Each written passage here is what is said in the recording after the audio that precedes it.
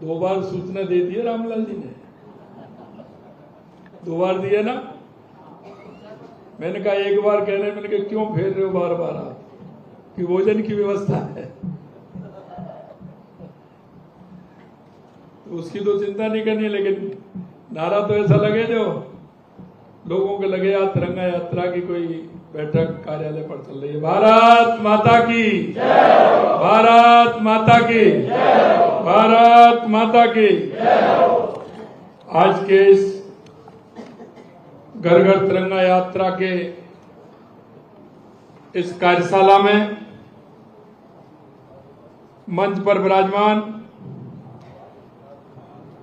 मध्य प्रदेश के पूर्व प्रदेश अध्यक्ष, खजुराहो से सांसद, जिन्होंने लंबे समय तक संगठन में काम किया, विद्यार्थी परिषद में काम किया, अध्यक्ष से पहले महामंत्री के रूप में काम किया, ऐसे सम्मानीय बीडी शर्मा जी, कैबिनेट में मेरे साथी उप मुख्यमंत्री प्रेमचंद बैरवा जी, पार्टी के पूर्व प्रदेश अध्यक्ष और तिरंगा यात्रा कार्यक्रम के प्रदेश के संयोजक अशोक परनामी जी, पूर्व प्रदेश अध्यक्ष वित्त आयोग अरुण चतुर्वेदी जी, पार्टी के वरिष्ठ नेता पूर्व नेता प्रतिपक्ष सम्मानीय राजेंद्र राठौड़ जी, प्रदेश के उपाध्यक्ष भाई मुकेश दादी जी, प्रदेश के उपाध्यक्ष नारायण सिंह जोधा जी, प्रदेश के महामंत्री श्रवण बगड़ी जी, प्रदेश के महामंत्री संतोष अहलावत जी, प्रदेश महामंत्री ओम प्रकाश बड़ाना जी, प्रदेश मंत्री भूपेंद्र सैनी जी, पूर्व प्रदेश के उपाध्यक्ष महेंद्र भौरा जी, पूर्व विधायक रामलाल शर्मा जी, मंत्रिमंडल के मेरे साथीगण, सभी हमारे सांसद, विधायक, सभी अन्य जनप्रतिनिधि, जिलों से आए जिलाध्यक्ष, जिले के संयोजक और इस तिरंगा यात्रा के सभी जिनको इस अभियान की जिम्मेदारी मिली है, ऐसे सभी मेरे संयोजक भाई और बहनों, सबसे पहले तो मैं आप सभी का जयपुर पधारने पर अभिनंदन करता हूं, वंदन करता हूं, आप सभी का मैं स्वागत करता हूं।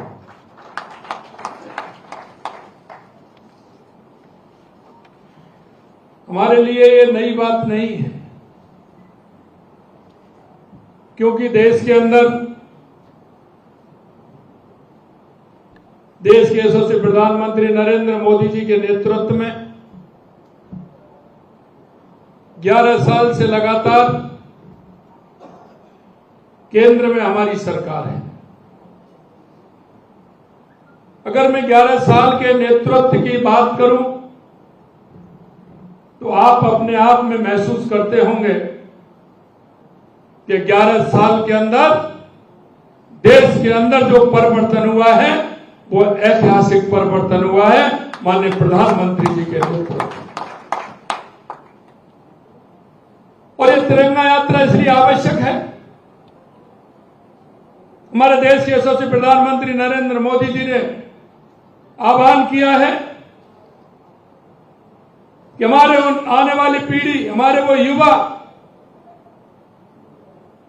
हमारे वो सभी लोग जिन्होंने देश की आजादी के लिए काम किया है, आने वाली युवा पीढ़ी को उनको हमें बोध कराना है, उनको हमें बताना है कि हमारे उन बलिदानियों ने किस तरह से काम किया था। कोई भी देश उसके लिए आवश्यक है कि देश के प्रति उसकी भाव और भावना, देश के प्रति उनका लगाव, क्योंकि कोई भी देश अगर उसकी पहचान बनती है तो वहां के नागरिकों के द्वारा बनती है। वहां के नागरिकों के मन में देश के प्रति निष्ठा भाव, देश के प्रति प्रेम, कितना आवश्यक है। और इसलिए मैं आपसे कहना चाहता हूं मेरे भाइयों, बीडी शर्मा जी कह रहे थे कि राजस्थान की तो पहचान देश नहीं दुनिया में ही अलग है। राजस्थान ये शक्ति और भक्ति की धरती है। इसमें जो संस्कार हैं, इसमें जो विचार हैं, क्योंकि महाराणा प्रताप का उन्होंने जो लड़ाई लड़ते हुए ऐसा राजा आपको दुनिया में नहीं मिलेगा।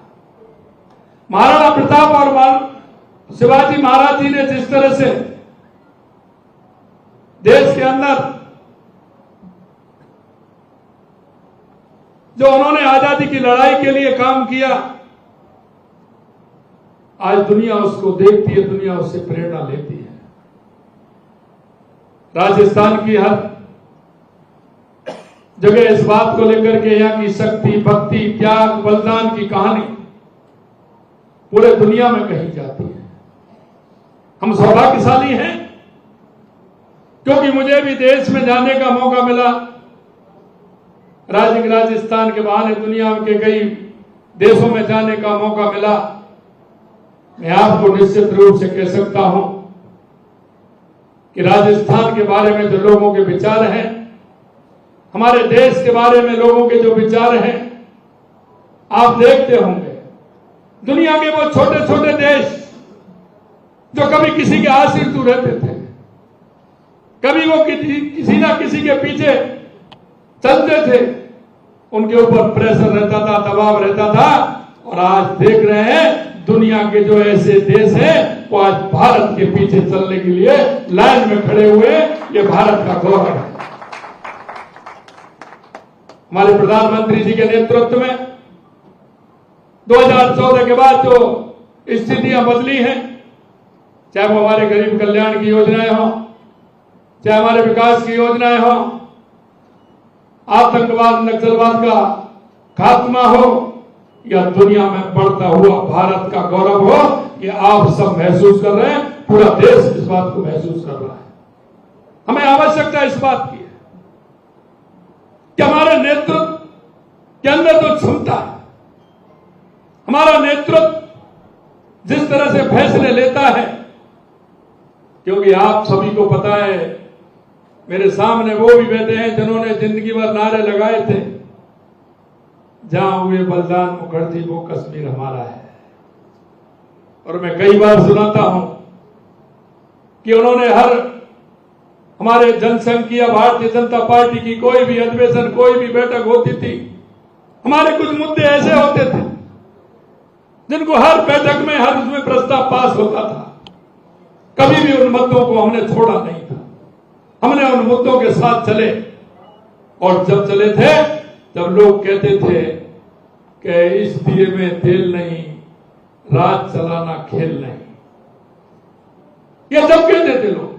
लेकिन हमारे उन लोगों ने, हमारे उन मनीषियों ने कभी वो विचार नहीं त्यागा, और सेने सेने सेने सेने बढ़ते हुए आज हम उस मुकाम पर आ गए कि हमारे जो लोगों ने सोचा था, देश के यशस्वी प्रधानमंत्री नरेंद्र मोदी जी ने करके बता दिया।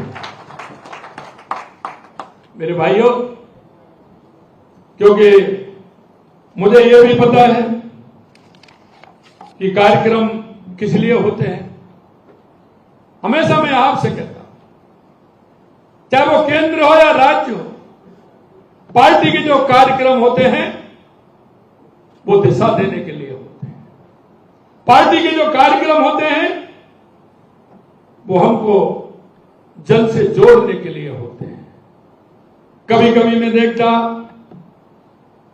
क्योंकि मैंने भी आपके साथ लंबे समय काम किया है, और मैं आज भी बता सकता हूं कि कौन कितना बात कहेगा, उसकी कितनी पूरी होगी, कितनी नहीं होगी, कितना करेंगे, कितना नहीं करेंगे, कितना बताएंगे, कितना नहीं बताएंगे।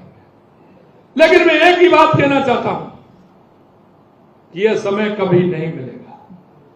जब मैं महामंत्री के रूप में काम करता था, उससे पहले मैं युवा मोर्चा के रूप में मैंने काम किया। लेकिन जब मैं कहता था कि युवा मोर्चा के रूप में जब मैंने काम किया है, अगर मैं और कर लेता तो उसका फायदा मुझे मिलता। और अब यही मैं आपसे कहना चाहता हूं कि आप सभी दायित्ववान कार्यकर्ता हैं, आप वो कार्यकर्ता हैं, यह समय आपको बाद में नहीं मिलेगा। आप किसी भी भूमिका में होंगे, लेकिन जनता से जुड़ने का समय बाद में आपको नहीं मिलेगा। इन कार्यक्रमों के माध्यम से हमें किस तरह से जनता से जुड़ करके काम करना है, अगर वो काम हो गया तो निश्चित रूप से आपके जीवन में भी बहुत लाभकारी होगा। आज अगर कोई मेरे से कहे कि मैं उन कार्यक्रमों में, नीचे वाले कार्यक्रमों में, उन कार्यक्रमों में पहुंच करके सब जगह मेरी उपस्थिति दर्ज कराऊं, या मंच पर बैठे हुए नेता इनसे मैं कहूं कि हमारे उपस्थिति दर्ज कराएं, इनके मन में होते अभी नहीं कर सकते, नहीं जा सकते।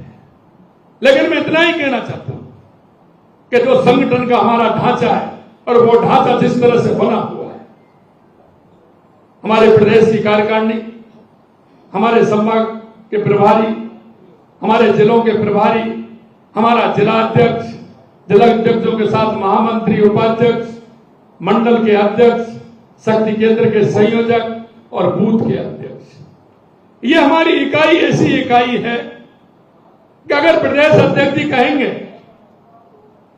हमारे 5 महामंत्रियों से, 4 महामंत्री उपाध्यक्षों से जो संभाग के प्रभारी हैं, वो नीचे सिर्फ 4 लोगों को फोन करना है। 4 लोग नीचे जब मंडल में फोन करेंगे, उनको 3-3 लोगों को फोन करना है, और मंडल वाले 3-3 लोगों को फोन करेंगे तो शक्ति केंद्र के संयोजक और सह संयोजकों को आप देख लिए 5-5, 6 फोन करने हैं, और हमारी प्रदेश से लेकर के बूथ के अध्यक्ष तक की सूचना मात्र 1 घंटे में पूरी हो जाती है। इस तरह का हमारा जो संगठन का ढांचा है वो पूरा बना हुआ है। अभी मैं देख रहा था कि उन्होंने कार्यक्रम दिए हैं। आज हमारे प्रदेश की कार्यशाला है, 8 तारीख को, 8 को कल हमारी जिलों की कार्यशाला है, उसके बाद मंडलों की कार्यशाला है, उसके बाद हमारे कार्यक्रम लगातार बूथ तक और संयोजक वहां तक हमारे जाएंगे। मैंने अध्यक्ष जी से बात की, कुछ झंडे आ गए, जहां आवश्यकता होगी हमने भी भिजवा भी दिए, क्योंकि 4 दिन पहले बाद में झंडे भी चले गए। जहां आवश्यकता होगी हमने भी निर्देशित किया है कि वो झंडे वहां भी पहुंचे, उनसे भी संपर्क करके वो भी आपको कराएं। मैं मेरे मित्रों एक ही बात कहना चाहता हूं, राष्ट्र के प्रति समर्पित भाव से हम काम करने वाले हैं। हमारा विचार, हमारी संस्कृति है कि आने से पहले, मीटिंग करने से पहले हमने मां भारती पर अपना दीप प्रज्वलन किया, और उसके बाद हमारी मीटिंग प्रारंभ हुई। कब राष्ट्र को मानने वाले हैं, प्रथम राष्ट्र को मानने वाले लोग हैं। ये लोग वो भी हैं जो भारत मां की जय नहीं बोलते। एक हम भी हैं जो भारत मां के लिए हमारे नेतृत्व से लेके नीचे, हमारे मंडल से लेके के बूथ तक का कार्यकर्ता हमारा सब कुछ करने को तैयार होता है। हमारा विचार, हमारी संस्कृति अपने आप में अलग है। हम एक मंडल की भी बैठक होती है, कोई नया आदमी आता है तो वो ताज्जुब करता है कि ये क्या हो रहा है क्या। पहले भारत माता के चित्र पर माल्यार्पण करते हैं, वंदे मातरम होता है, पिछली मीटिंग की कार्रवाई की बात होती है, आगामी कार्यक्रमों की योजना बनती है, और पिछले कार्यक्रमों की मूल्यांकन होता है, कितना हुआ कितना नहीं हुआ, उनकी उपस्थिति होती है। उसके बाद राष्ट्रगान होता है और हमारी बैठक का समापन होता है। यह किसी दूसरे राजनीतिक दल में आपको नहीं मिलेगा। यह सिर्फ है तो एक भारतीय जनता पार्टी के अंदर है। इसलिए मेरे भाई और बहनों, मैं आपसे कहना चाहता हूं, कार्यक्रमों के माध्यम से, जैसे मैंने कहा, हमको वहां तक पहुंचना है, हमको वहां तक जाना है। हमारी अगर रचना का पेपर पर ठीक प्रकार से बन जाएगी तो हमारा नीचे तक का कार्यकर्ता उसमें शामिल हो जाएगा। कभी कभी मेरे जनप्रतिनिधि भाइयों को भी मैं कहता हूं, सरकार के भी कार्यक्रम आते हैं, जैसे वंदे गंगा जल संरक्षण अभियान हमारा है, हमारा पंडित दीनदयाल उपाध्याय गरीब स्वावलंबन पखवाड़ा हमारा है, हमारा पर्यावरण को लेकर एक पेड़ मां के नाम हमारा अभियान हरियाली तीज पर हमने चलाया। ये कार्यक्रम नहीं है, ये हमें सीधे जनता से जुड़ने के लिए कार्यक्रम है, जनता से जुड़ने के लिए। अगर इसमें हम मेहनत करेंगे तो लगातार हम नीचे कार्यकर्ताओं से जुड़ करके हमारी केंद्र सरकार राज्य सरकार की योजनाओं का फायदा। कभी कभी मैं कहता हूं कि हमारी योजनाएं, केंद्र और राज्य सरकार की योजनाएं, इतनी योजना है, अगर उनको हम बताने लगे, नीचे तक काम करने लगे, तो कई ऐसे जो पंडित दीनदयाल उपाध्याय जी कहते थे, गरीब अंत्योदय, सबसे पहले प्रारंभ माननीय भैरव सिंह जी शेखावत जब मुख्यमंत्री थे, उन्होंने अंत्योदय की योजना राजस्थान में लाई। अंतिम पंक्ति में खड़ा हुआ व्यक्ति, अरे ये 2 योजना तो ऐसी है, स्वनिधि योजना जिसमें 10,000, 20,000, 50,000 का फायदा तो हम किसी को भी दे सकते हैं। कोई ठेली वाला है, कोई मोची बैठा है, कोई हमारा वो सेविंग करने के लिए हमारा नाई बैठा है, कोई भी ऐसा व्यक्ति है जिसके लिए हमें सहयोग करना है, जिसको आवश्यकता है और आवश्यकता होती है। ऐसी हमारी केंद्र और राज्य सरकार की योजना है। हमारे माध्यम से हम कितनों को उन योजनाओं का फायदा पहुंचे, इसको भी हमें साथ साथ में करना है। आइए बहनों, मैं आपसे इतना ही कहना चाहता हूं कि तिरंगा यात्रा जो हमारी है, हमारे देश के प्रति, हमारे राष्ट्र के प्रति, ये हमारा सम्मान और सम्मान करते हुए हमारे राष्ट्र को कैसे मजबूती प्रदान करें। मुझे ध्यान है जब ऑपरेशन सिंदूर चल रहा था, हमारे देश के यशस्वी प्रधानमंत्री नरेंद्र मोदी जी का रात को 12 बजे 1 बजे जब मैं कहता था, और मैंने जब उनको ये बताया, क्योंकि मैं जैसलमेर, बाड़मेर, बीकानेर की उस सड़क पर जब मैं लोगों से बात करता था, लोग कहते थे मेरे से जो पूर्व सैनिक हैं कि माननीय मुख्यमंत्री जी आप तो हमको बंदूक दिला दीजिए, हम सेना से आगे हम लड़ने को तैयार हैं, जो आपका आदेश होगा वो करने को तैयार है। माननीय जो प्रधानमंत्री जी कहेंगे वो हम करेंगे। जब मैंने ये बात माननीय पीएम साहब का जब फोन आया, मैंने कहा कि साहब यहाँ तो ये स्थिति है। लगातार 3 दिन तक रात को फोन आते थे, मैं ऑफिस में बैठा था, लगातार फोन आते थे, क्या चल रहा है? मैंने कहा कोई दिक्कत नहीं, कोई दिक्कत तो नहीं है, कितना कोई नुकसान नहीं। हमारी सेना ने जिस तरह का उनको मुंहतोड़ जवाब दिया, देश के सबसे प्रधानमंत्री नरेंद्र मोदी जी के नेतृत्व में, निश्चित रूप से मैं हमारी देश की सेनाओं को मैं प्रणाम करता हूं, उनको धन्यवाद देता हूं। ऐतिहासिक, और आप देख रहे हैं धीरे धीरे दुनिया की, भारत की सेना दुनिया की सबसे अच्छी, सबसे श्रेष्ठ सेना बन गई। ये देश के सबसे प्रधानमंत्री नरेंद्र मोदी जी के नेतृत्व में हुआ। आज 11 साल पहले आपको पता है, कोई भी रक्षा क्षेत्र में कोई भी सामान खरीदते थे वो विदेशी होता था, वहां से लाते थे। आज रक्षा क्षेत्र का एक भी सामान हम नहीं लेके आ रहे हैं, सबका उत्पादन हमारे देश में हो रहा है। ये देश के यशस्वी प्रधानमंत्री नरेंद्र मोदी जी के नेतृत्व में हो रहा है। मैं आपसे अंत में इतना कहना चाहूंगा मेरे भाई और बहनों, तिरंगा केवल एक ध्वज नहीं बल्कि हमारी एकता, स्वतंत्रता, गौरवशाली इतिहास का प्रतीक है। हमें उसका सम्मान करते हुए हमारी जो तिरंगा यात्राएं, जो गांव दूर बैठे हैं गांव में, उसमें ढानियों में, ऐसे लोगों को आगे लेकर के हमें हमारी तिरंगा यात्रा को आगे बढ़ाना है और देश के प्रति जो भावना हमें उनके अंदर प्रज्वलित करने का काम करना है। आज मैं कह सकता हूं, देश के यशस्वी प्रधानमंत्री नरेंद्र मोदी जी के नेतृत्व में भारत आज विश्व मंच पर एक नई ऊंचाइयां छू रहा है और सभी जगह भारत की सराहना हो रही है। दुनिया के देश भारत की सराहना कर रहे हैं और आपने देख लिया माननीय प्रधानमंत्री जी के नेतृत्व में 11वें पायदान पर था, अर्थव्यवस्था में 5वें पर आया, अब दुनिया की सबसे बड़ी 4थी अर्थव्यवस्था बना है।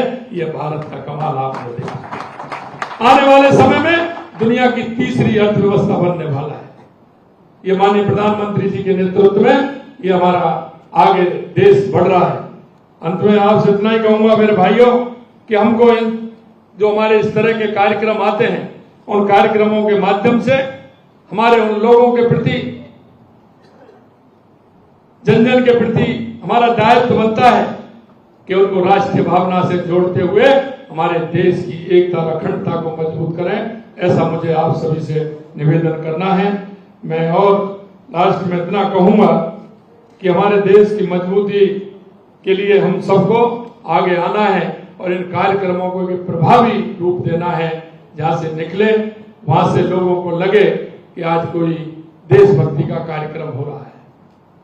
14 अगस्त की त्रासदी, जब आपके यहाँ हमारे बुजुर्ग कई ऐसे हैं, अभी भी हैं, जिन्होंने उस त्रासदी को झेला है, क्योंकि ये पीढ़ी कुछ दिन बाद नहीं रहेगी।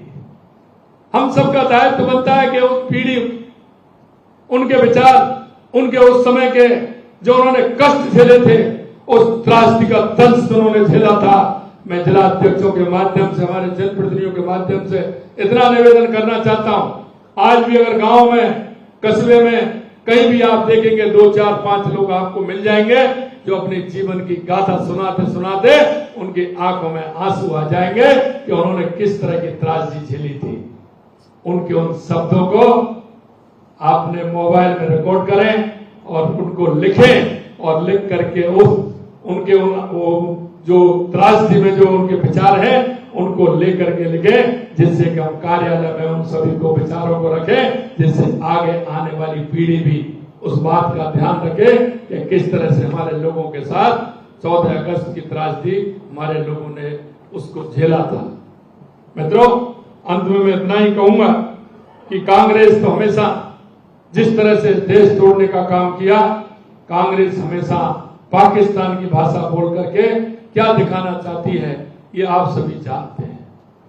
और मैं कह सकता हूं कि कोई भी व्यक्ति अगर देश के उन बुनियादी विचारों के खिलाफ बोलता है, देश की संस्कृति के खिलाफ बोलता है, तो उसकी मन स्थिति ठीक नहीं होती है।